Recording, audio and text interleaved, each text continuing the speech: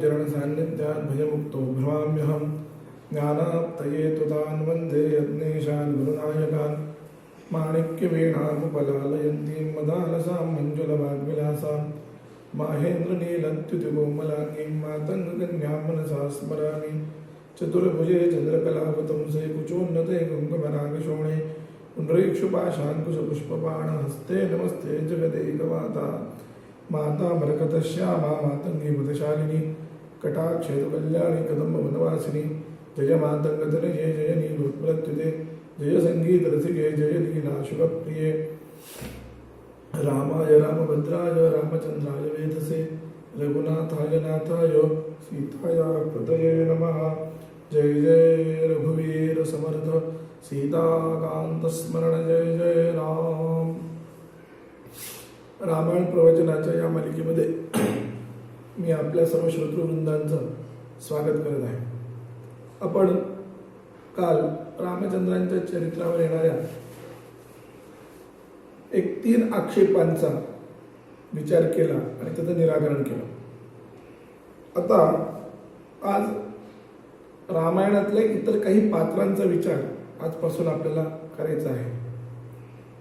कारण रामायणातली जी पात्र आहेत, काही पात्र प्रभू रामचंद्रांशी संवादी आहेत, काही पात्र प्रभू रामचंद्रांशी विसंवादी आहेत। या सगळ्यांचंच अत्यंत ज्वलंत असं विवेचन वाल्मिकी रामायणामध्ये वर्णन वाल्मिकींनी आपल्या दिव्य अशा आर्ष प्रतिभेनं केलेलं आहे। त्यामुळं रामायणाची जी महत्ता वाढली त्याचं कारणही तेच आहे।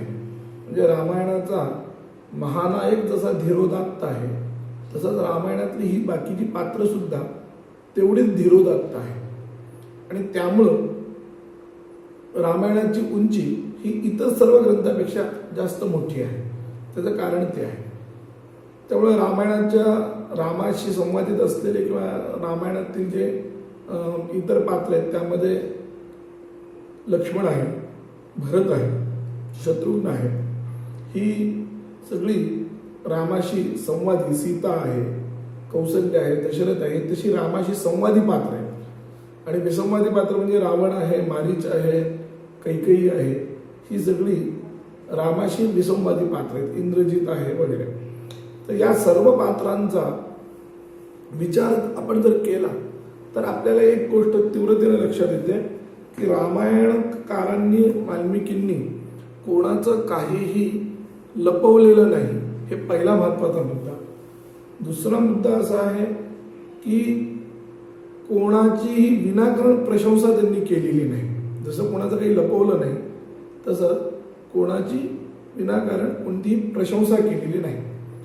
आता वाल्मिकी रामायणामधलं आज आपण जे पात्र घेणार आहोत ते पात्र म्हणजे लक्ष्मण हे आहे, जी व्यक्तिरेखा आहे। आता लक्ष्मणांचं जीवनचरित्र असं आहे की ते वस्तुतः एक प्रकारे सगळ्यांच्या विस्मृतीत गेलेले आहे। कारण रामांच्या भव्यतेपुढं लक्ष्मणांचं चरित्राकडे फारसं कोणी लक्ष देताना दिसत नाही। वस्तुतः लक्ष्मण हे जे आहेत रामाचे कनिष्ठ बंधू आहेत हे ठीक आहे, त्यांनी आयुष्यभर रामाची पूर्णपणे साथ दिलेली आहे, त्यांना ते अनुकूल वागलेले आहेत, त्यांनाच अनुसरलेले आहेत। पण त्यामुळे झाले काय की झाडाखाली झाड जसं वाढत नाही तसं रामचंद्रांच्या भव्य आणि उदात्त अशा दिव्य चरित्रामध्ये, तप्त तेजामध्ये लक्ष्मणांचं जे चरित्र आहे हे थोडंसं झाकळलेलं आहे आणि त्यामुळं फारसं कोणी त्याकडे लक्ष देताना दिसत नाही। अगदी संत वाङ्मयामध्ये सुद्धा लक्ष्मणाच्या चरित्रावर फारसा प्रकाश टाकला जात नाही। भरत भेटीचं कौतुक खूप केलं जातं, भरतांचंही खूप कौतुक केलं जातं। पण मला व्यक्तिशः जर विचारलं, म्हणजे तुलसीदासांना जरी भरत हा फार मोठा वाटत असला पण मला व्यक्तिशः जर असं विचारलं तर मला नेहमी भरतापेक्षाही लक्ष्मण हा जास्त श्रेष्ठ वाटलेला आहे। त्याचं कारण असं आहे की पायसाच्या अंशानुसार द्वंद्वीभूयचरंत तो पायसांशानुसारतः असं अध्यात्म रामायणात एक वाक्य आहे की राम आणि भरत या दोघांना लक्ष्मण आणि शत्रुघ्न हे जे अनुयायी मिळाले याचं कारण म्हणजे ते सुमित्रेला कौशल्याने जो भाग आपल्या पायसातला काही दिला आणि कैकेयीने जो आपल्या पायसातला काही जो भाग दिला, या दोन भागामुळं सुमित्रेच्या भागापासून आपलं कौशल्याच्या पायसाच्या भागापासून जो झाला तो झाला लक्ष्मण, आणि कैकेयीच्या पायसाच्या अंशापासून जो झाला तो झाला भरत. आणि त्यामुळं त्या पायसाच्याच अनुसार ते दोघे एकमेक त्या दोघांना अनुसरते झाले, असं अध्यात्म रामायणकारांचं म्हणणं आहे. म्हणून लक्ष्मण हा रामाला अनुसरता झाला आणि शत्रुघ्न हा भरताला अनुसरता झाला. आता या परिस्थितीमध्ये भरताचं रामावर प्रेम आहे, रामाचं भरतावर प्रेम आहे. मी काल सांगितलं की रामांचं तर सर्व बंधूंवर प्रेम आहे, तसंच या सगळ्या बंधूंचं एकमेकावर प्रेम आहे, त्यात काही संशय नाही. पण तरी सुद्धा लक्ष्मणाचं जेवढं प्रभू रामचंद्रांच्यावर प्रेम आहे तेवढं प्रेम अन्य कोणाचं आहे असं मला वाटत नाही. कारण त्याची उपमा वेगळीच आहे. म्हणजे लक्ष्मणाच्या प्रेमाला तुम्ही जर दुसऱ्या कोणाची उपमा दिली तर ती सुद्धा उपमा ही न्यून उपमा पडते असं माझं म्हणणं आहे. आणि याचं कारण मी तुम्हाला याच्यासाठी सांगतो की रामचंद्रांनीच लक्ष्मणाच्या बाबतीमध्ये दिलेले दोन विशेषण महत्वाचे. त्या दोन विशेषणाचं बघा की रामचंद्र लक्ष्मणाला काय सांगतात, दोन विशेषण देतात की ते म्हणतात की लक्ष्मण हा माझा बहिष्ठर प्राण आहे. हे रामचंद्र त्यांना सांगतात, लक्ष्मण हा माझा बहिष्ठर प्राण आहे.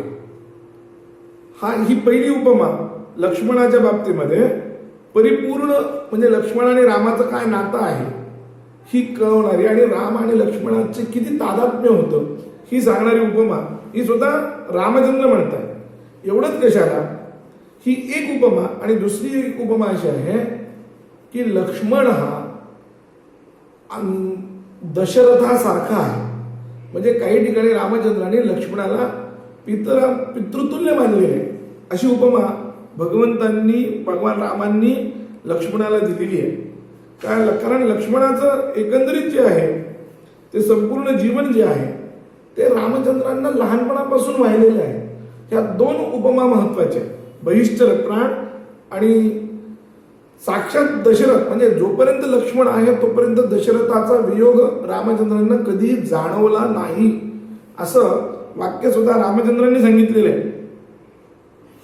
हे रामचंद्र तर सांगतातच आहे, पण रामचंद्रांचं आपल्या पतीचं प्रेम जास्त कोणावर असतं हे पत्नीशिवाय कोणी सांगू शकत नाही.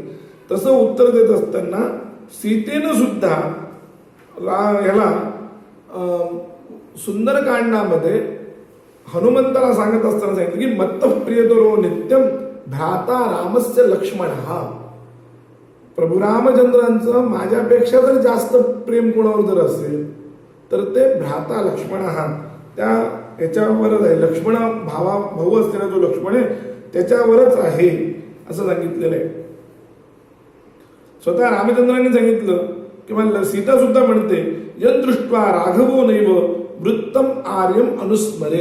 ज्या लक्ष्मणाला पाहिलं की भगवान रामचंद्र कधीही दशरथाची आठवण काढत नसत, मेलेल्या वडिलांची त्यांना कधी आठवण येत नसे, त्याचं कारण लक्ष्मण बरोबर आहे. म्हणजे लक्ष्मणाचं एवढं प्रेम रामचंद्रांच्यावर होतं आणि रामचंद्रांचे लक्ष्मणावर तेवढंच प्रेम होतं. दुसरं एक महत्वाचं माझा तर्क एक असा आहे की रामचंद्रांच्या वियोगामध्ये सीता आणि भरत या दोघांनी जीव आपले प्राण धारण केले. कारण काही असो, आपल्या मुलांसाठी म्हणून सीता जगली असं कोणी म्हणेल, लवकुशांसाठी म्हणून सीता जगली, पण रामचंद्रांच्या वियोगात सीतेनं प्राण धारण केलं. भरताने 14 वर्ष रामचंद्रांचा वियोग सहन केला. ते रामचंद्रांचं राज्य विश्वस्त म्हणून जरी भरतानं हे केलं असलं, स्वीकारलेलं असलं, तरी 14 वर्षानंतर 14 वर्ष का होईना वाट पाहण्याचं धैर्य, रामचंद्रांच्या शिवाय राहण्याचं धैर्य ह्या भरतामध्ये आहे. पण लक्ष्मणानं ज्या दिवशी रामचंद्रांचा त्याग केला किंवा ज्या दिवशी लक्ष्मणाचा आणि रामचंद्रांचा वियोग झाला त्या दिवशी लक्ष्मणानं आपल्या देहाचं सुद्धा विसर्जन केलेलं आहे. एवढं अत्युत्कट प्रेम अन्य कोणाचंही तुम्हाला रामायणात दिसणार नाही, भलेही कोणाला किती मोठं वाटू. एवढंच कशाला, भरताचं प्रेम रामचंद्रावर आहे हे खरंय,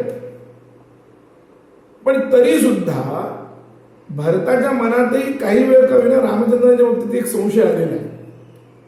हा पण महत्वाचा मुद्दा आहे. म्हणजे भरत हा रामावर खूप प्रेम करत होता.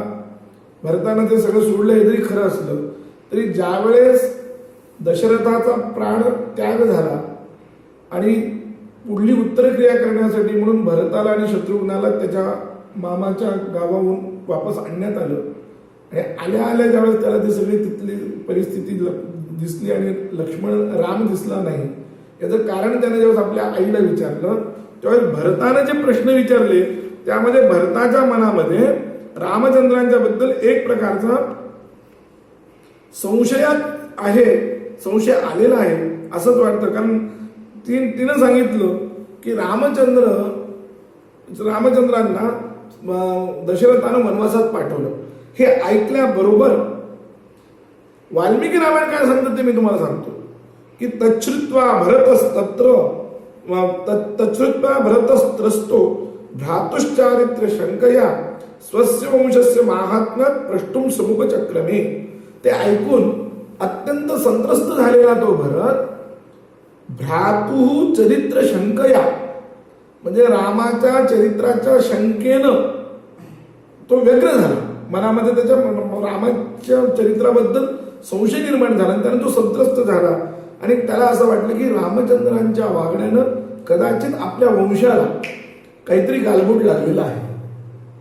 असा विचार सुद्धा लक्ष्मणाच्या मनात कधी आला नाही. म्हणून भरत कितीतरी मोठा आहे असं म्हटलं कोणी तरी मला कधीच असं वाटत नाही की भरत हा लक्ष्मणापेक्षा फार मोठा आहे. कारण लक्ष्मणांनी मी 3च कारणं सांगतो लक्ष्मणाची आणि त्यातलं सर्वात महत्वाचं एक कारण भक्तिशास्त्राच्या दृष्टीने जे आहे की लक्ष्मणाच्या ठिकाणी इतकी अनन्यता होती की लक्ष्मणांच्या जीवनामध्ये रामचंद्र हा विषय जर सोडला तर त्या रामचंद्र विषयाशिवाय दुसरा कुठलाही विषय कधीही कोणत्याही बाबतीमध्ये त्यांना सुचला नाही हे लक्षात घ्या. गोंदवलेकर महाराजांचे एक भक्त होते भाऊसाहेब केतकर म्हणून. एक दृष्टांत देतो म्हणजे कशी एक तादात्म्य कसं होतं यासाठी हा मुद्दा मी दृष्टांत देतो. अनन्यता कशी होती. भाऊसाहेब केतकर जे आहेत ते गोंदवलेकर महाराजांचे शिष्य. त्यांना महाराजांच्या अंतिम काळामध्ये महाराजांचं त्यांचं भेट झाली आणि महाराजांचा फार सहवास लाभला असं नाही पण एक 3-4 वर्षाचा सहवास. पण या 3-4 वर्षाचा किंवा 5-10 वर्षाचा असेल मागे पुढे होईल थोडंफार. तर या सहवासामध्ये भाऊसाहेब केतकरांनी इतकी अनन्यता स्वीकारली की जसं महाराजांचा सहवास घडला तसं महाराजांना जे आवडतं तेच करायचं एवढा एक नियम त्यांनी आपल्या जीवनात ठरवला होता. एक नियम. आणि त्यासाठी म्हणून एक छोटी गोष्ट त्यांच्या जीवनातली मी सांगतो की त्यांनी किती बारीक बारीक गोष्टीमध्ये सुद्धा हा नियम पाळला होता की भाऊसाहेब केतकरांना टोपी त्या काळात सगळे लोक टोपी घालत असत तर टोपी आणायची होती. पहिली टोपी खराब झाली होती. त्यांनी आपल्या मुलाला तात्या साहेबांना सांगितलं की तात्या जा आणि मला टोपी घेऊन ये. तर भाऊसाहेब केतकरांच्या टोपीसारखी टोपी तात्या गेले बाजारातून घेऊन आले. त्यांनी पाहिलं ती टोपी काळ्या रंगाची होती. तर भाऊसाहेब एवढंच म्हणले तात्या ही टोपी बदलावी लागेल आपल्याला. कशासाठी? तर महाराजांना काळा रंग आवडत नव्हता. महाराजांना लालसर रंग आवडत होता. तू लाल रंगाची टोपी घेऊन ये. आणि मग ती टोपी बदलली. गोष्ट फार साधी आहे पण टोपी सुद्धा मी माझ्या इच्छेने नाही घालायची. माझ्या डोक्यावर जरी टोपी घालायची आहे तरी मी माझ्या इच्छेने न घालता माझ्या सद्गुरूंच्या इच्छेने मी घालायची. ही जी भूमिका भाऊसाहेब केतकरांची आहे ना अगदी तीच भूमिका या दृष्टांतात मी जी सांगतोय त्याप्रमाणे प्रत्येक गोष्ट मी माझ्या इच्छेनं कोणती करायची नाही. जी करायची ती रामचंद्रांच्याच इच्छेने मी करणार. हे लक्ष्मणाचं वैशिष्ट्य आहे.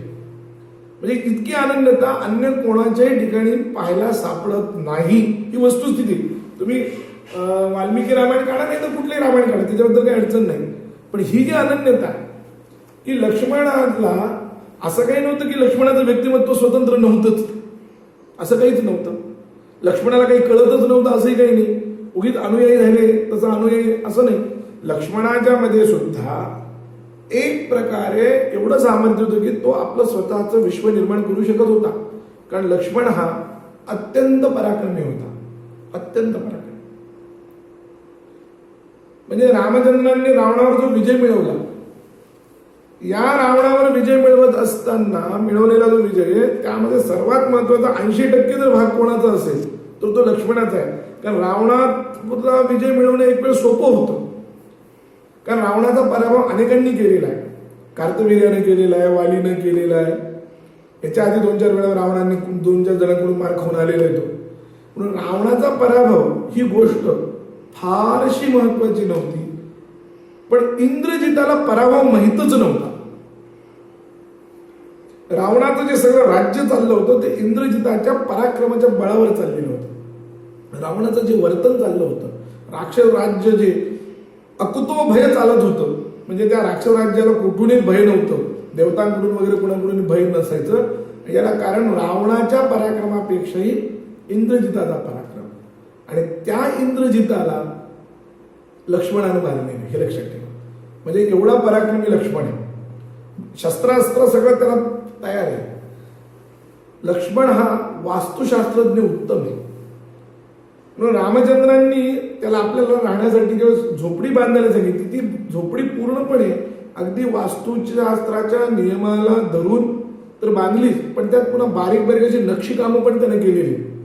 त्याचंही वर्णन वाल्मिकी रामायणामध्ये फार सुंदर आलेले की कसं काय त्याने केलं. म्हणजे सुंदर असं नक्षीकाम, गवताची झोपडी बांधायची, त्याच्यातही सौंदर्य दृष्टी ही लक्ष्मणाची आहे. म्हणजे त्याला बांधकामासारखे काम येतात, आपोआपच सिद्ध होतं. पराक्रमी आहे, उत्तम राजनीतिज्ञ आहे. त्याने जे राजनीतीचं चर्चा केलेली आहे ती राजनीती आहे. आणि वाल्मिकी रामायणानुसार जर आपलं अध्यात्म रामायणानुसार जर पाहायचं जर झालं तर लक्ष्मण हा रामाचा एकनिष्ठ शिष्य आहे, एक प्रकारे अनुग्रहित शिष्य आहे. कारण लक्ष्मणानं रामचंद्रांना अध्यात्म रामायणात 3 प्रसंगामध्ये प्रश्न विचारलेले. एकदा त्यानं कर्ममार्गाच्या द्वारा तुझी पूजा कशी करायची हा प्रश्न विचारला, आणि त्याला उत्तर देत असताना किष्किंधा कांडामध्ये रामचंद्रांनी आपल्या तांत्रिक पूजनाचं विधान सांगितलेले.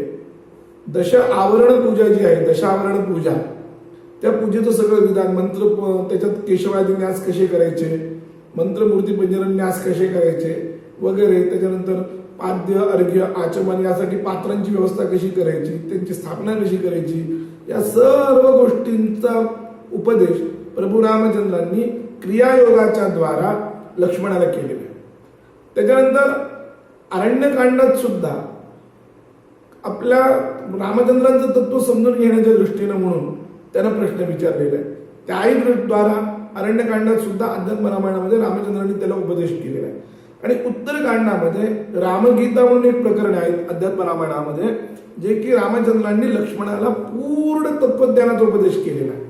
जशी भगवद्गीता भगवान श्रीकृष्णाने अर्जुनाला जसा सगळा उपदेश केला, तसा सगळा उपदेश रामचंद्रांनी या ठिकाणी अगदी अध्यात्म मार्गाचा, वेदांताचे सगळे त्यामध्ये सगळे विचार आहे. अहम ब्रह्मास्मी, तत्वमसी या वाक्यांचा विचार आहे. त्या ठिकाणी काय अर्थ होतो, लक्षणा कशी होते वगैरे वगैरे सगळं विचार रामचंद्रांनी 55-56 श्लोकामध्ये लक्ष्मणाला सांगितलेलं आहे.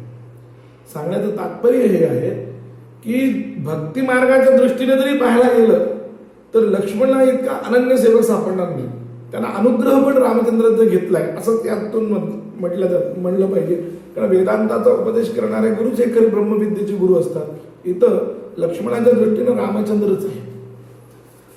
आणि मी मगाशी सांगितल्याप्रमाणे की लक्ष्मणाच्या चरित्रामध्ये, जीवनामध्ये रामचंद्रांच्या शिवाय दुसरं विचार नाही. रामचंद्रांना जर धर्म त्रास देत असेल, रामचंद्रांना जर दशरथ त्रास देत असेल, रामचंद्रांना जर गुरुही त्रास देत असतील, तर ते त्रास देणाऱ्या त्या सगळ्या गोष्टी ह्या लक्ष्मणाच्या द्वेषाच्या विषय होत होत्या. हे लक्षात ठेवा. म्हणजे धर्म सुद्धा द्वेष होत होते.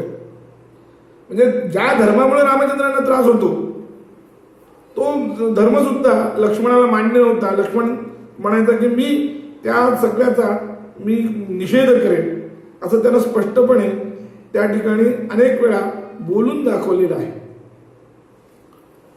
कारण लक्ष्मणाचं वैशिष्ट्यच असे, वाल्मिकी रामायण जे म्हणतात, बाल्यात प्रवृत्ती सुस्थितो लक्ष्मणो लक्ष्मीवर्धनः रामस्य लोक रामस्य भ्रातृज्येष्ठस्य नित्यशः सर्व प्रियकरस्तस्य रामस्यापि शरीरतः लक्ष्मणो लक्ष्मी संपन्नो बहिप्राण इवापरः न च तेन विना निद्रा लभते पुरुषोत्तमः. रामचंद्रांना लक्ष्मणाशिवाय कधी झोप येत नसे. मृष्टमन्नमुपानीतम अश्नाती नहितम विना, मूडभर जरी काही खायचे तरी सुद्धा लक्ष्मणाशिवाय रामचंद्रांनी कधी खाल्लं नाही. आणि मग अर्थातच त्याचा अर्थ दुसरा असा आहे की लक्ष्मणाने रामचंद्राशिवाय काही खाल्लेलं नाही. यदाही अश्वमारूढो मृगया याती राघवः अथैनम पृष्ठतो भेती सदुनो परिपालयन.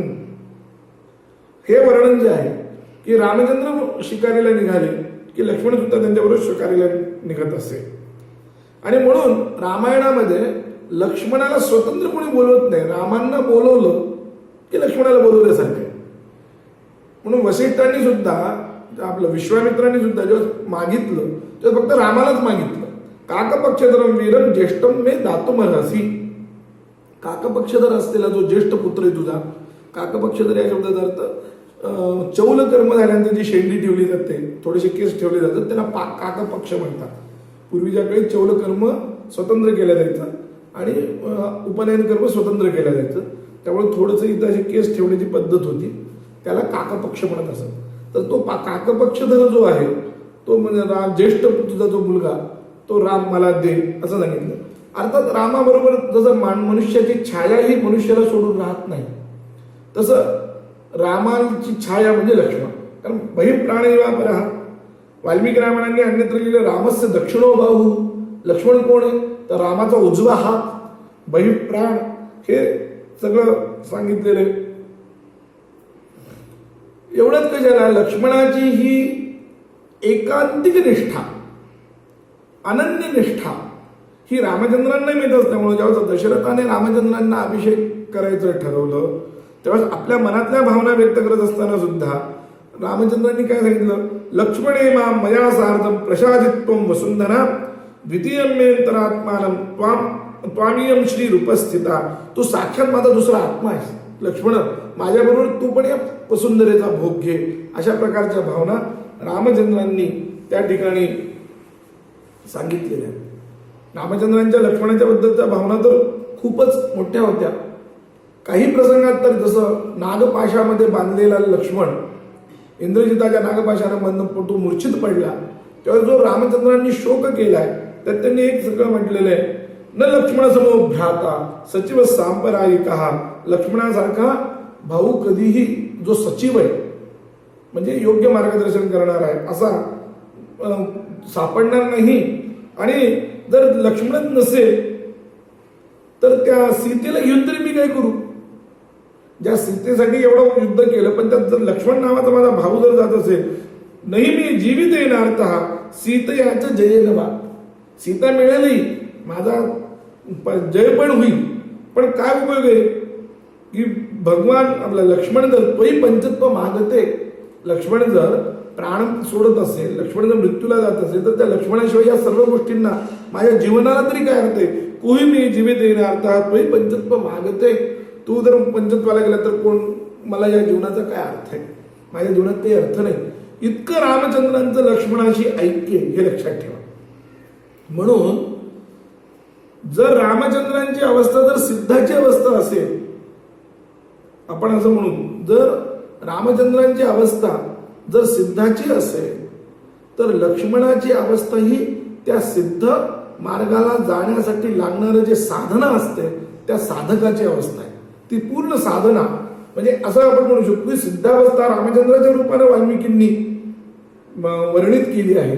तर साधनावस्था किंवा साधकावस्था, त्या सिद्धावस्थेपर्यंत जाणारा जो साधक तो काय तप तपतो हे दाखवण्याचं काम लक्ष्मणाच्या रूपानं या ठिकाणी वाल्मिकींनी केलंय असं म्हटलं पाहिजे.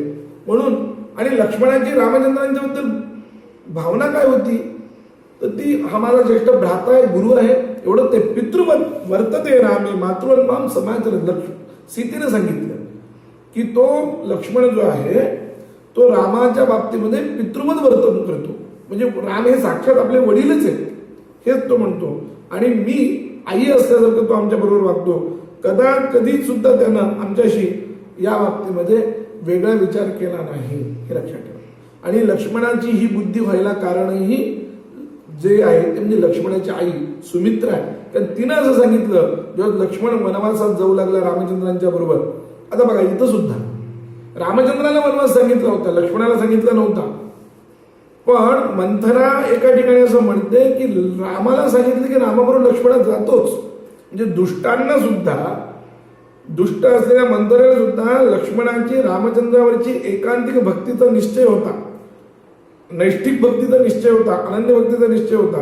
म्हणून ते म्हणजे वरदान लक्ष्मणासाठी वेगळं वरदान माया घालवायची गरज नाही, कारण दोनच वरदान मागायचे होते. म्हणून लक्ष्मण उद्या आपल्याला त्रास देईल ही भीती तू बाळगू नकोस. भरताला राज्य दिलं आणि रामाला वनवासात पाठवलं की रामाबरोबर आपोआप लक्ष्मण सुद्धा वनवासात जाणार. जेथे राघव तेथे सीता हे जे म्हटलं जातं त्याही पेक्षा जास्त म्हटलं पाहिजे की जेथे राघव तेथे लक्ष्मण.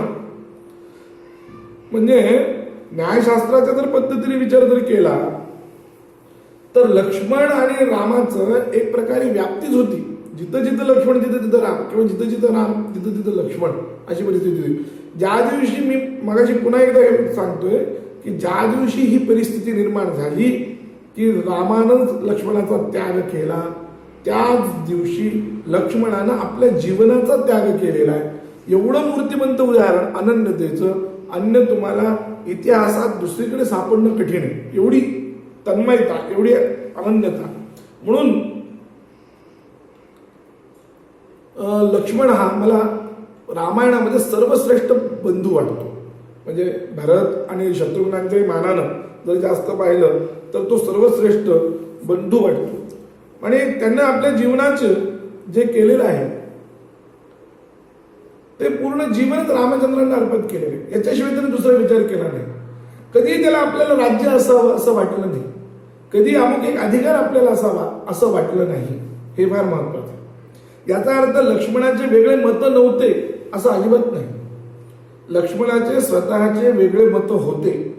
मी मगाशी सुद्धा सांगितलं की लक्ष्मण हा स्वतंत्र कर्तृत्व संपन्न होता, पण तरी सुद्धा त्यांना आपलं कर्तृत्वाचं आपलं पूर्ण व्यक्तिमत्व रामचंद्रांच्या मध्ये पूर्ण जिरून टाकलं होतं. आपल्या इच्छा आकांक्षा ह्या सगळ्याच्या सगळ्या रामचंद्रांच्याच इच्छा आणि आकांक्षेमध्ये जिरवून टाकल्या होत्या, निवृत्त केल्या होत्या. त्याच्यातच त्यानं हे केलेलं होतं. कारण का ज्यावेळेस रामचंद्रांना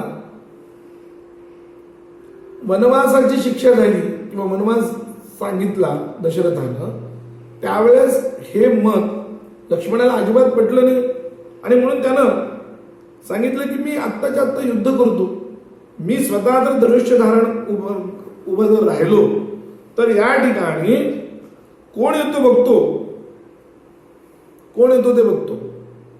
त्रैलोक्यात कोणा इंद्र सुद्धा माझ्यासमोर उभा राहू शकणार नाही अशा प्रकारचं त्याचं त्या ठिकाणी अत्यंत शीघ्रकोपी लक्ष्मण. साधा नाही म्हणजे शांत आहे असं नाही, शीघ्रकोपी लक्ष्मण आहे. त्यानं आपल्या त्या कोपामध्ये त्यानं जे युद्ध करण्याची घोषणा केली, जे त्याप्रमाणे आणि तो युद्धाला निघाला सुद्धा. पण रामचंद्रांनी त्याला सांगितलं की हा धर्म नाही. आणि रामचंद्रांनी हा धर्म नाही म्हणून सांगितलं की ताबडतोब त्यानं आपला सगळा तो कोप, आपला तो सगळी इच्छा सगळीच्या सगळी त्यानं त्या ठिकाणी सोडून दिली. आणि रामचंद्र जसं सांगतील तसंच तो वागायला लागला. एवढंच कशाला, भरताच्या बाबतीत त्याच्या मनामध्ये ज्यावेळेस संशय आला तेव्हा भरत ज्यावेळेस भेटीला येऊ लागला तेव्हा त्याला असंच वाटलं की भरत हा रामचंद्रांना मारायला येतोय. आणि म्हणून तो म्हणतो आज बघू कोण माझ्या समोर उभं राहतं ते. अपित्रक्षामी विरुद्धम यत्तु ते व्यसनम महत. मी आज पाहतो म्हणाला. आणि भरतस्य मध्ये दोषम नाहम पश्यामी राघव. रामचंद्र तुम्ही गप्प बसा थोडंसं, मी आज भरताचा वध करतो. आणि या भरताचा वध करण्यामध्ये यत्किंचिते दोष मला दिसत नाही. पूर्वापकारेण हत्वा नही अधर्मेण युज्यते. जो पूर्व अपकार करत असतो, अपकार करणाऱ्या माणसाला जर मारलं तर तो अधर्म होत नाही, तो धर्मच असतो. म्हणून भरतानं आपला अपकार केलेला आहे.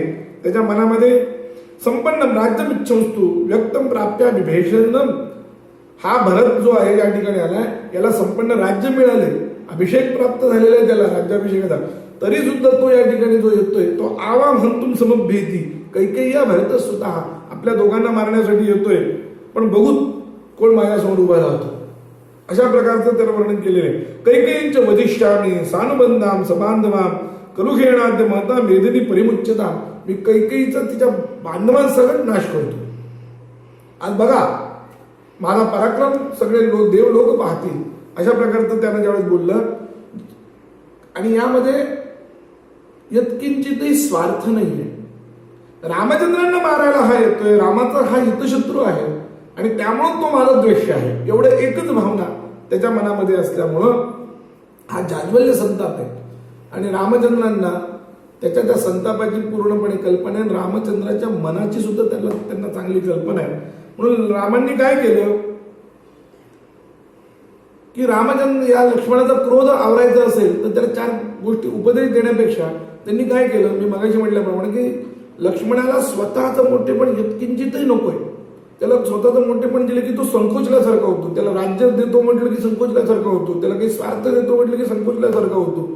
आणि म्हणून रामचंद्राने इथं त्याचा क्रोध शांत करण्यासाठी याच गोष्टीचा वापर केला. आणि ते बोले, लक्ष्मणा तुला राज्य पाहिजे का, इथे राज्य येतोस काम इमाम वाचन प्रभा कसे, राज्य पाहिजे म्हणून जर तू हे सगळं बोलत असशील, भरताला मारेल कैकेयीला मारेल, तर म्हणले वक्षा मी भरतन दृष्टा राज्यमस्मै प्रदीयता, मी भरताला पाहून सांगतो की तुला राज्य देऊन टाक म्हणून. आणि मी बोलल्यानंतर भरत देऊन टाकेल. उच्च मानवी भरत मजा लक्ष्मण तत्वचा राज्यमस्मै प्रयच्छति बाणमित्येव वंस्यते, मी एकदा लक्ष्मणाला राज्य दे म्हणून जर सांगितलं तर भरत सुद्धा हो म्हणेल, एवढी खात्री मला आहे. हे 2 वाक्य रामचंद्रांनी त्याला ऐकवले. आणि हे ऐकल्याबरोबर लक्ष्मणाला काय बोलावं काय बोलू नये हेच कळायला तयार नाही. तो असंबद्ध बडबड करायला लागला. कारण त्यानं हा जो क्रोध दाखवला होता, हा क्रोध काही मला राज्य मिळावं म्हणून दाखवला नव्हता.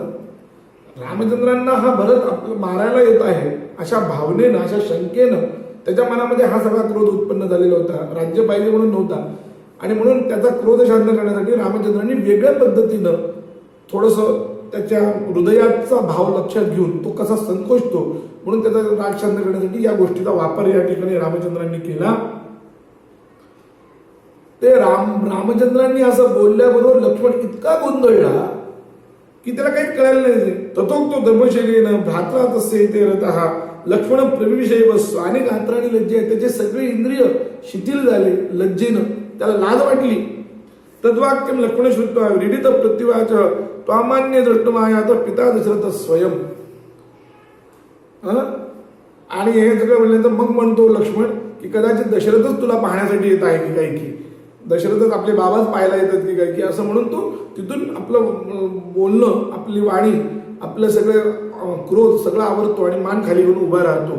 लक्ष्मणाच्या हृदयामध्ये जर खरोखर क्षुद्रता असली असती आणि खरोखरच भरताबद्दल एवढा द्वेष असला असता तर एवढं बोलूनही लक्ष्मण शांत झाला नसता.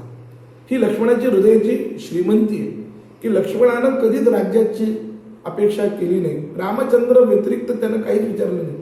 अभिषेक, रामांचा राज्याभिषेक झाल्यानंतरही 14 वर्ष वनवास झाला, रामांचा राज्याभिषेक झाला. या रामांचा राज्याभिषेक झाल्यानंतरही लक्ष्मणाला युवराज्याभिषेक करण्याचा प्रयत्न रामचंद्रांनी केला, पण त्यांना तो नम्रपणे स्वीकारला. भरताला युवराज्याभिषेक करायला लावला आणि आपण मात्र रामचंद्रांचा फक्त एक अनुनय सेवक, अनुनीत सेवक या पद्धतीने तो राहिला. एवढंच त्याचं ते वैशिष्ट्य आहे. म्हणून रामचंद्रांच्या आपलं लक्ष्मणाचा हा स्थायी भाव आपण फार महत्वाचा लक्षात घेतला पाहिजे. आणि म्हणून रामचंद्रांच्या इतकाच दुसरा राम जर कोण असेल तर तो लक्ष्मण आहे. रामचंद्रांच्या इतकाच निस्वार्थी, निष्कपटी, सगळ्यांच्यावर प्रेम करणारा, एक थोडासा शीघ्रकोपी जर गोष्ट जर सोडली तर बाकी सगळ्याच्या सगळ्या गोष्टी ज्या आहेत ती रामचंद्रांच्या परिपूर्णपणे अनुकूल अशा आहेत.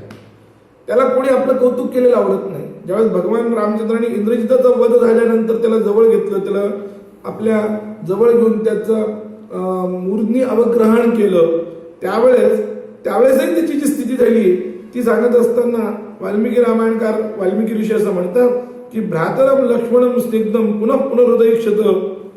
रामांनी त्याला जवळ केलं पण तरी सुद्धा तो संकुचित झाला, विरीडित असे शब्द प्रयोग त्या ठिकाणी वाल्मिकी जर करतात. म्हणजे त्याला आपलं स्वतःचं मोठेपण पण अभिप्रेत नाहीये. मी अमुक केलं, मी तमुक केलं असं सांगण्यासाठी खरं म्हणजे राजे लोकांच्या समोर सांगण्याची एक पद्धत असते. काही लोक त्यातून आपला स्वतःचा स्वार्थ साधत असतात. पण लक्ष्मणानं असं कुठलंही केलं नाही. पण एवढं जरी असलं आणि रामचंद्रांची आज्ञेचं उल्लंघन करायचं नाही एवढं एकच जीवनाचा उद्देश लक्ष्मणाच्या मनामध्ये असला तरी सुद्धा 2 प्रसंग असे आहेत की ज्यामध्ये नियती पुढे आपल्याला सगळ्यांना झुकावं लागतं. नियतीनं काय ठरवलेलं असतं ते वेगळीच गोष्ट असते. लक्ष्मणानं जे ठरवलं त्या 2 प्रसंगामध्ये मात्र लक्ष्मणाला रामचंद्रांचा आज्ञेचा भंग करावा लागलेला आहे. असे 2 प्रसंग आहेत. एक प्रसंग म्हणजे मारीचवधाच्या वेळेस सीतेचा ज्या वेळेस संरक्षणासाठी लक्ष्मणाला ठेवून रामचंद्र मारीचाला मारायला गेले त्या प्रसंगामध्ये मारीचानं रामांच्या आवाजामध्ये लक्ष्मणा मला वाचव, लक्ष्मणा धाव मला वाचव असं म्हटलं. त्यावेळेस त्या मायावी शब्दांनी सीता घाबरली, ती मोहित झाली, तिची बुद्धी कुंठित झाली आणि तिनं लक्ष्मणाला रामचंद्रांच्या मदतीला जाण्यास सांगितलं. पण लक्ष्मणाने स्पष्टपणे सांगितलं रामचंद्रांना काही होणार नाही, तू काही काळजी करू नको. पण अत्यंत सज्जन असलेल्या त्या लक्ष्मणाला ज्यावेळेस सीतेनं त्याच्या त्या बोलण्याचा अर्थ नीट समजून न घेता त्याचा वेगळाच अर्थ काढला आणि त्याच्या चारित्र्यावर संशय घेतला आणि त्याच्या मनामध्ये जी सीतेबद्दलची भावना होती, मातृभावना जी होती, त्या भावनेबद्दल तिने ज्यावेळेस संशय व्यक्त केला आणि त्या तू जर गेला नाहीस तर सीता असं म्हणाली की मी याच ठिकाणी इथंच जिवंत जळेल असं ज्यावेळेस सांगितलं त्यावेळेस लक्ष्मणाच्या समोर प्रेचा प्रसंग निर्माण झाला की सीता मेलेली पाहणं उघड्या डोळ्यानं हे एक जर रामाची आज्ञा पालन करायची तर सीता मेलेली पाहावी लागेल उघड्या डोळ्यानं. ज्याचं रक्षण करायला सांगितलं ते जर नष्ट झालं तर त्या रक्षणाचा उपयोग काय. आणि जर राम हे जर सोडून गेलो तर रामांच्या आज्ञेचा भंग होईल. तर या 2 याच्यामध्ये त्याने शेवटी राम आज्ञा भंगाचा स्वीकार करावा त्याला लागला आणि त्यानं लक्ष्मण रेषा काढून तिचंही थोडस भर्त्सना केली. चंडी असा शब्द प्रयोग त्या ठिकाणी त्यानं केलेला आहे. सीतेच्या बाबतीमध्ये धिक्पाम चंडी, चंडी हा शब्द प्रयोग फार महत्वाचा आहे. त्यानं ते केलेला आहे आणि तिला सांगून तो निघून गेला. आता एवढं सगळं झालं. वस्तुतः अशा प्रसंगी कोणताही विवेकी मनुष्य याच्याशिवाय दुसरं काही करू शकला नसता. म्हणजे लक्ष्मणाच्या जागी जर रामचंद्र जर असले असते आणि त्यांच्यासमोर जर हा प्रसंग आला असता की आपल्या चारित्र्यावर समोरचा जर संशय घेत आहे आणि मी त्याचा आक्रस्ताळेपणा एवढा झालेला आहे की मी आता मरेन, तर त्याला मरू देण्यापेक्षा अर्थातच आपल्या धन्याची आज्ञा मोडणं हे जास्तच कमी दोषास्पद आहे. तर 2 दोष दोन्हीकडे दोष आहे पण त्यातल्या जे कमी दोषास्पद असतं त्याचा स्वीकार कोणताही सुज्ञ नीतिमान बुद्धिमान मनुष्य करत असतो. तर रामचंद्रांनी सुद्धा तेच केलं असतं. पण तरी सुद्धा रामचंद्रांना ज्यावेळेस तो लक्ष्मण भेटला, तिला सोडून गेला आणि वनवासात रामचंद्र आणि लक्ष्मण एकमेकाला भेटले, तर रामचंद्रांनी त्याची फक्त आणि फक्त भर्त्सनाच केलेली, त्याला समजून घेतलेलं नाहीये. म्हणजे कधी कधी अत्यंत कर्तव्य कठोर चालणाऱ्या लोकांच्या बाबतीमध्ये त्यांनी ते जे वागलेले असतात त्यांची जी प्रतिमा जी असते त्या प्रतिमेला यत्किंचितही ढिलाई देऊन चालत नाही. थोडीशी जरी त्यांनी ढिलाई दिली तर त्यांना त्याची फार मोठी किंमत मोजावी लागते. तसं रामचंद्रांनी इथं त्याला ते हे स्पष्टपणे त्याचा भर्त्सना केली, त्याची निंदा केली. त्याला सांगितलं की ते बाकी काही झालं तरी मला सांगायचं नव्हतं, तुझं काम होतं सीतेचं संरक्षण करणं, माझ्या आज्ञापणे पालन करणं एवढंच कर्तव्य होतं, तू कर्तव्यापासून च्युत झालेला आहेस. असंच रामचंद्रांनी त्याला ऐकवलेले सर प्रमाणपत्र दिलं नाही किंवा त्याला समजून घेतलेलं दिसत नाही. आणि दुसरा प्रसंग जो आहे तो म्हणजे कालपुरुषाच्या भेटीच्या प्रसंगी लक्ष्मणानं दुर्वास ऋषी म्हणाले की आत्ताच्या आत्ता मला रामचंद्रांची भेट घ्यायची आहे. जर मला रामचंद्रांची भेट घेतल्या गेली नाही तर मी संपूर्ण अयोध्येला शाप देऊन नष्ट करेन. त्यामुळे सगळ्यांचा नाश होण्यापेक्षा माझा एकट्याचा नाश होणं ठीक आहे असा विचार करून म्हणजे लक्ष्मणानं त्या अयोध्येच्या सुखासाठी रामचंद्रांच्या सुखासाठी बलिदान दिलेले. आणि त्यावेळेस त्यांना रामचंद्रांची आज्ञा सोडलेली आहे. आणि त्यावेळेस रामचंद्र सुद्धा थोडेसे गहिवरले आणि रामचंद्र तर त्याचा खडगाने शिरच्छेद करू शकत नव्हते. मग तेव्हा लक्ष्मणानं की माझ्यासाठी तुम्ही तुमची कुठलीही काय म्हणतात नीती नियम शिथिल करू नका. माझ्यामुळं जर तुम्ही जर केलं तर ते मला चालणार नाही.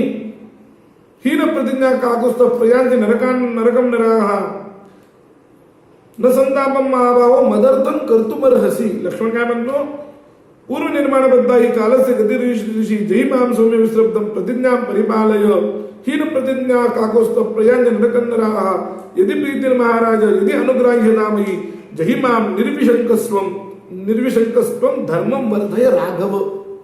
लक्ष्मण काय म्हणतो की रामचंद्र जर माझ्यावर खरोखर तुमचं प्रेम असेल, जर काही माझ्यावर अनुग्रह करावा असं जर तुम्हाला वाटत असेल तर काय करा, जय माम निर्विशंक, मनामध्ये कुठलीही शंका न आणता माझा वध करा.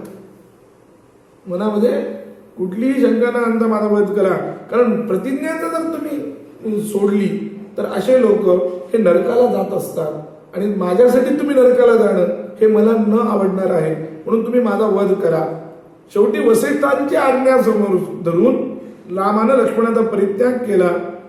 आणि परित्याग म्हणजेच लक्ष्मणाचा मृत्यू हे लक्षात ठेवा. कारण धर्मशास्त्र असं सांगतं की अत्यंत जवळच्या माणसाचा त्याग करणं हाच त्याचा वध आहे. त्याप्रमाणे तेषां तत् समवेतानां वाक्यम धर्मार्थ संहितम श्रुत्वा परिषदो मध्ये रामो लक्ष्मणम अब्रवीत विसर्जयत्वां सौमित्रे माभूत धर्म विपर्ययः त्यागो वधो वावी तर साधूनां ही अभयम समम.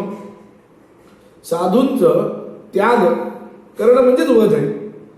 रामेण भाषिते वाक्ये बाष्पव्याकुलितेंद्रियः लक्ष्मण स्फुरितत् प्राय स्वगृहं न विवेशय. रामानं त्या राजसभेमध्ये अशी आज्ञा दिली आणि लक्ष्मणाचा त्याग रामानं केला. आणि ज्या क्षणी रामानं लक्ष्मणाचा त्याग केला त्याच्यानंतर लक्ष्मण हा आपल्या घरात सुद्धा गेला नाही. तिथून दुसरं कुठे गेला तर वाल्मिकी रामायणाचं सांगतं, सगत्वा सरयू तीरम उपस्पृश्य कृतांजली. तो सरयू तीराच्या तिथे गेला. त्यानं त्या ठिकाणी आचमन प्राणायाम केलं आणि निगृह्य सर्व श्रोतांशी विश्वासम न मुमोचः. त्यानं सगळ्या इंद्रियांचा परिपूर्णपणे त्याग करून योग मार्गाने आपल्या देहाचं विसर्जन करून टाकलं. त्यामुळं ज्या दिवशी रामाचा वियोग झाला त्याच दिवशी लक्ष्मणानं या संसाराचाही त्याग केला. म्हणून लक्ष्मणाच्या चारित्र्यामध्ये ही एक सर्वात महत्वाची गोष्ट म्हणजे रामाशी अनन्यता. आणि दुसरं लक्ष्मणाचं चारित्र्य दुसरं जर पाहिजे असेल तर लक्ष्मणाचं शील. इतकं त्याचं शील महत्वाचं होतं की स्त्रियांच्या बाबतीमध्ये तो इतका संकुचित होता की त्यानं कधीही सीतेचं तोंड पाहिलं नाही. ज्यावेळेस सीता त्याग झाला, प्रसिद्ध गोष्ट आहे, प्रसिद्ध उदाहरण की नाहम जानामी केयुरे नाहम जानामी कुंडले नूपुरे जानामी नित्यम पादावी वंदना. हा प्रसिद्ध श्लोक आहे की ज्यावेळेस सीतेनं आपले काही दागिने त्या खाली टाकले होते वानरांना पाहून, त्या सुग्रीवादिकांनी ते सगळे दागिने बांधून ठेवले होते. आणि ते दागिने ज्यावेळेस त्यांनी सांगितलं की आत्ताच एक थोड्या दिवसापूर्वी एका स्त्रीने हे दागिने टाकले होते, ती स्त्री म्हणजे सीताच आहे का ते पहा तुम्ही. म्हणून ते दागिने ज्यावेळेस त्यांच्यासमोर उभे केले आणि रामांनी आणि लक्ष्मणांनी पाहिले त्यावेळेस रामांनी विचारलं तुला ओळखू येतात का पहा. त्यावेळेस लक्ष्मणाने स्पष्टपणे सांगितलं मी सीतेचा कधी चेहराच पाहिला नाही, त्यामुळे तिची कुंडल मला काहीच कळणार नाही. फक्त पायातले जे नूपुर आहेत म्हणजे जोडवे जे आहेत तेवढे मात्र मला नक्की माहिती आहे. त्याचं कारण असं आहे की नित्यम पादाभिवंदन, मी दररोज फक्त सीतेच्या पायाला स्पर्श करत असे, नमस्कार करत असे, चरण स्पर्श करत असे. त्यामुळे मला फक्त सीतेचे पाय माहिती आहे. कधीही लक्ष्मणानं सीतेचा चेहरा पाहिला नाही. एवढंच कशाला, सीता त्याग ज्यावेळेस केला, सीतेला वनवासात नेऊन सोडून आलं लक्ष्मण. त्या वनवासात गेल्यानंतर त्यावेळेस ज्यावेळेस त्या सीतेला कळलं की रामाने आपला त्याग केला तर ती म्हणाली की तू माझ्याकडे एकदा पहा, माझ्या पोटामध्ये रामांचा आणि माझा प्रेमाचा अंकुर वाढत आहे. ती त्यावेळेस गर्भवती होती. ऋतुकालानुवर्तिनी, ऋतुकालाचं अतिवर्तन झालेलं तू मला पहा असं ज्यावेळेस ती म्हणते त्यावेळेस सुद्धा त्यानं सीतेचा चेहरा पाहिलेला नाही. तो म्हणतो मी कसं पाहू. दृष्टपूर्वन्नते रूपम, लक्ष्मण असं म्हणतो दृष्टपूर्वन्नते रूपम पादो दृष्टो तवा नघे हे भगवती की मी याच्यापूर्वी कधीच तुझं रूप पाहिलं नाही, मी फक्त तुझे पाय पाहिले, पादो दृष्टोत्तमान घे कदमात्र ही पश्यामी. असं असताना मी या वनवासामध्ये रामेण रहिते म्हणजे रामरहित असलेल्या अवस्थेमध्ये वनवासात मी तुला कसं पाहू शकेल, मी तुला पाहू शकणार नाही असं म्हणून त्यानं आपली सुटका करून घेतलेली. इतका त्याचं शील पक्क आहे स्त्रियांच्या बाबतीत. एवढंच कशाला, आणि लक्ष्मणाच्या या मनाचा ठाव बरोबर सुग्रीवालाही कळलेला आहे. आणि म्हणजे त्यामुळं रामचंद्रांनी ज्यावेळेस सुग्रीवाला समज देण्यासाठी म्हणून लक्ष्मणाला पाठवलं होतं, तेव्हा लक्ष्मणाने जो आपला क्रोधावतार धारण केलेला आहे त्याचं वर्णन जे केलेलं आहे वाल्मिकींनी, ते अतिशय बहरदार असं वर्णन केलं की त्यांच्या पायानं तो जो असा क्रोधानं पाय चालत आलेला होता की सगळी भूमी कंपायमान होत होती, अशा प्रकारचं वर्णन केलेलं आहे. त्याचा तो क्रोध पाहून त्याला शांत करण्यासाठी सुग्रीवाने काय केलं, सुग्रीवाला मानसशास्त्र लक्ष्मणाचं बरोबर माहीत असल्यामुळं त्यानं तारेला पुढं पाठवलं. आणि तारेला पुढं पाठवल्यानंतर तो ज्यावेळेस आणि ह्याच्यात आला किष्किंधेच्या आपल्या राजमहालामध्ये लक्ष्मण ज्यावेळेस आला त्यावेळेस तारेनं ठिकठिकाणी आपल्या दासी ठेवल्या होत्या त्याच्या स्वागतासाठी. त्या दासींच्या पायाच्या स्वरानेच लक्ष्मणाचा तो क्रोध जिकडे तिकडे गेला तो एकदम संकुचित झाला, संकोचाला लागला. त्याला ते स्त्रियांच्या मध्ये त्याला कसं वागवावं हेच कळायला तयार नाही. तारा भेटली पण नव्हती, त्याच्या आतच केवळ त्या दासींच्या पायाच्या चालण्याने त्याचा जो काही स्वर येत असेल, ते नुपुरांचा वगैरे जो काही स्वर येत असेल पैंजणाचा वगैरे, तेवढ्यानंच लक्ष्मण हा संकुचित झाला आणि त्याचा क्रोध जिकडे तिकडे विरळला असं वर्णन केलेलं आहे. या दोन गोष्टी फार महत्वाच्या आहेत. यातून लक्ष्मणाचं शील चाज्वल्य असं शील दिसतं. म्हणून लक्ष्मण ही एक प्रकारची यज्ञाची समिधा आहे. त्यानं रामरूपी यज्ञामध्ये आपल्या जीवनाची समिधा अर्पित केलेली, हवन केलेली आहे. आणि ते हवन करत असताना इदन्न मम इतक्या निस्पृहपणे त्याने केलेले. हे करत असताना त्याला कुठलंही काही नकोय, स्वर्ग नकोय, राज्य नकोय, युवराज पद नकोय, त्याला एकच पाहिजे ते म्हणजे रामचंद्र फक्त पाहिजे. रामचंद्रान असले म्हणजे बस झालं. बाकी रामचंद्रांशिवाय त्याला धर्मार्थ काम मोक्ष या 4 पुरुषार्थांची पण गरज नाही. म्हणून रामचंद्रांशी अनन्य चिंतयन्तो माम गीतेनं जे सांगितलं, असा अनन्य भक्त जर कोण असेल इतर सर्वांच्या मानानं, तसा तर तो दासभक्त पण आहे. दास्यभक्तीचा तो आदर्श आहे लक्ष्मण. पण दास्यभक्तीचा आदर्श म्हणून मारुतीचं पण आपण वर्णन करत असतो, पण वस्तुतः लक्ष्मण हा दास्यभक्तीचा आदर्श आहे. कारण लक्ष्मणाची जी लक्ष्मी ती कैंकरी लक्ष्मी आहे. आणि त्या कैंकरी लक्ष्मीला एकच माहिती आहे, ती म्हणजे रामाची सेवा करणे, दुसरं काहीही माहित नाही. म्हणून रामाच्या सेवेशिवाय रामाशिवाय ज्यांचा श्वासोच्छ्वास हा ज्याचा फक्त रामाचाच विचार करत होता, असं हे लक्ष्मणाचं दिव्य चरित्र आहे. वाल्मिकी रामायणामध्ये किंवा एकंदरीत रामायणातले सगळे पात्र जे आहेत ते खरोखरच आपल्या दिव्य चरित्रानं उदात्त, यात काही संशय नाही. मी मगाशी म्हटल्याप्रमाणे भरतही तितकाच उदात्त, यात काही संशय नाही. पण मला व्यक्तिशः जे मला वाटतं ते हेच आहे की भरतापेक्षाही लक्ष्मण हा रामाशी एकरूप झाला होता. आणि यासाठी वाल्मिकी रामायणाचे जे वाक्य मी जे सांगितलं, बहिश्चर प्राण हा दक्षिण बाहू, हे जे उपमा आहेत वाल्मिकींनी दिले आहेत. कारण वाल्मिकींच्या ज्या उपमा आहेत त्या निरर्थक नाही, हे सर्वात लक्षात घेतलं पाहिजे. वाल्मिकी निरर्थक काही बोलत नाही, निरर्थक काही सांगत नाही, कारण लक्ष्मणाचं वागणंच तसं होतं. आणि मगाशी मी सांगितल्याप्रमाणे पुन्हा एकदा सांगतो की आपल्या धनाचा, आपल्या उपास्याचा वियोग म्हणजे एक प्रकारे आपलं मरणच असतं. जसं सावरकरांनी म्हटलं, तुझं वीण जनन ते मरण, तुझं वीण जनन ते मरण असं म्हटलं सावरकरांनी. त्या मातृभक्तीला म्हटलं की तुझ्याशिवाय जर आम्ही जन्मलो तर ते एक प्रकारचं आमचं काय मरणच आहे. तुझं साठी मरण ते जनन, आणि तुझ्यासाठी मरण जे आहे ते जनन आहे. ही जी भावना आहे मातृभक्तीसाठी, जी उत्कट भावना सावरकरांची, तेवढीच उत्कट भावना लक्ष्मणाची ही रामचंद्रांच्या बाबतीत होती. आणि म्हणून लक्ष्मणानं ज्या क्षणी रामाने त्याचा त्याग केला तिथून तो आपल्या घरात गेला नाही, कोणाला भेटला नाही, काही नाही, आणि त्याने स्वतःचा त्याग, आपल्या जीवनाचा त्याग केला. असं एक बलिदानी व्यक्तिमत्व. अयोध्येचा आणि रामाचा चांगला व्हावं यासाठी माझा नाश झाला तरी चालेल, नुसतं बोलणं नाही, आम्ही आमचे प्राण देऊ असं आपण म्हणतो, पण त्या प्राण देण्यासाठी लागणारं जे धैर्य आहे, ते प्राणाचा त्याग करण्यासाठी जे लागणारं धैर्य ते लक्ष्मणाच्या जवळ होतं. म्हणून लक्ष्मण हा रामाचा सर्वश्रेष्ठ असा दास आहे, सर्वश्रेष्ठ असा भक्त आहे, बहिष्ठार प्राण आहे, अनन्य सेवक आहे, अनन्य भाऊ आहे. म्हणून रामायणामध्ये माझ्या दृष्टीने तरी रामचंद्रांच्या खालोखाल जर कोण असेल तर तो लक्ष्मण आहे. एवढंच या निमित्तानं व्यक्त करतो आणि झालेली सेवा रामचंद्रांच्या चरणी समर्पित करून पूर्ण करणार. जय जय रघुवीर समर्थ.